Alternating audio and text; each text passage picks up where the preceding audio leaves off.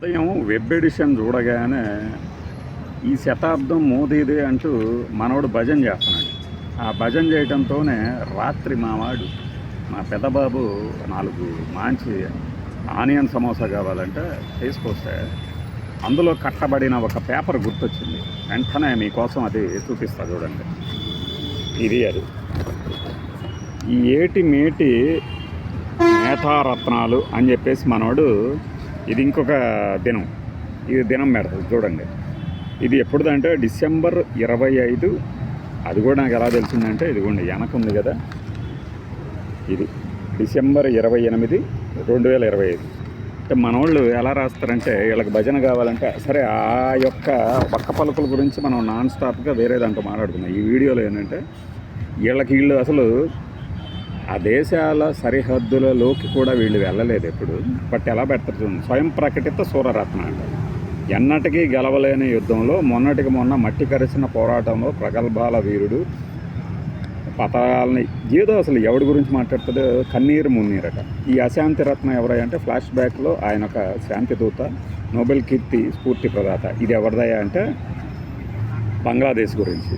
ఇది పల్టీ రత్నట. ఈయన ప్రపంచానికే పెద్దన్నగా పోజులు కొట్టే గోళ్ళు కంపు. పొద్దుటే లేస్తే తంపులు మారి పనులే. మరి అలాంటి తంపులు మారి ట్రంప్ దగ్గర మన మోడీ మహాశయుడు ఎందుకేం మాట్లాడ్డా అనేది మాత్రం వీళ్ళు రాయలేదు. చూశారు కదా, అంటే పాత పేపర్లలో కూడా వీళ్ళ పైత్యం ఎలా ఉంటుంది అనేది. జీహుజూర్ రత్నట. ఇది చూడండి, జీహుజూర్ రత్న ఏం రాశాడయ్యా అంటే ఆయనకు అప్పగించింది ఒక దేశ ప్రధాన కుర్చీ, చేసేది ఆ కుర్చీకి సెంట్రీ డ్యూటీ, ఎవరో గెలిచిన కప్పును ఎత్తుకొచ్చి పాకిస్తాన్ గురించి.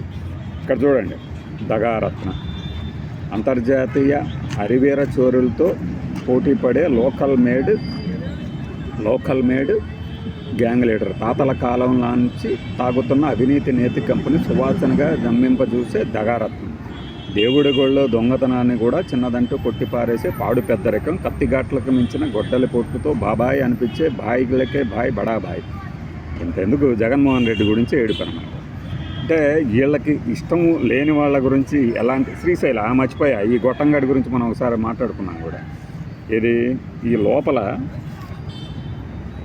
ఈ అంతర్యామి పేరుతో కూడా జగన్మోహన్ రెడ్డి మీద విమర్శలు చేసినటువంటి దిక్కుమాలినతనం అని.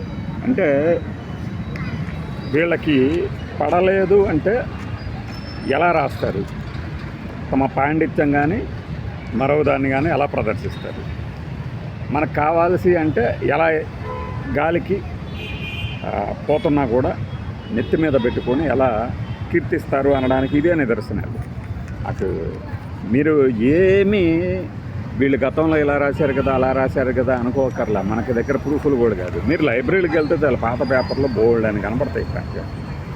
అంటే వాళ్ళ ఇష్టానికి ఇష్టం వచ్చినట్టు ముద్రించేసేసి మేము పాత్రికా విలువల్లో అద్భుతమైనటువంటి స్టాండర్డ్స్ మెయింటైన్ చేస్తున్నాము, మమ్మల్ని చూడండి, మా ఇంపు చూడండి, సొంపు చూడండి అనుకునే రకాలు. వీళ్ళు అంత పెద్ద కంపు రత్న అనేవాళ్ళు అయితే మరి మోడీ గారు ప్రధానమంత్రి గారు మరి ఎందుకు మాట్లాడరు? ఇప్పుడు వీళ్ళు చెప్పినటువంటి ఇది ఉంది కదా, ఏటిమేటి నేతరత్న స్వయం ప్రకటిత సూరరత్న అని. మరి ఈ రత్నాల జాబితాలో మన మహాశయులు ఏ కేటగిరీలో చేరుతారు?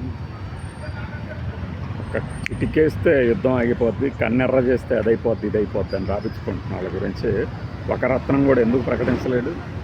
అంటే ఏడాది చివరిలోనే ఇద్దాం అనుకుంటాడేమో ఇలాంటిది. అంటే మినిమం అదే మన నేతకు కనుక పడలేదనుకోండి, మన నేత భాగస్వామిగా ఉన్నంతవరకు ఇట్లాంటి రాసేస్తాం. అదే ఏమాత్రం పడకపోయిందంటే ఇక అదేస్తారనమాట. కమలరత్నాలు అంటాడు, రకరకాల పేర్లు పెట్టేసి. అంటే చాకచక్యం అనేది వీళ్ళ ఫీలింగ్. చాకచక్యం ఈ మాత్రం తెలుగు ఎవరికి రాదు అనేసి కలిబిడి కోడిలాగా, నిప్పు కోడిలాగా ఇసుకలో తలకాయ పెట్టేసేసి మనము ఎవరికీ కనపడము అనుకుంటే పొరపాటు కదా. పిల్లి కళ్ళు మూసుకొని పాలు తాగుతుంటారు. వీళ్ళకొచ్చి ఏం చేస్తుంది మన వ్యూవర్స్కి బాగా తెలుసు.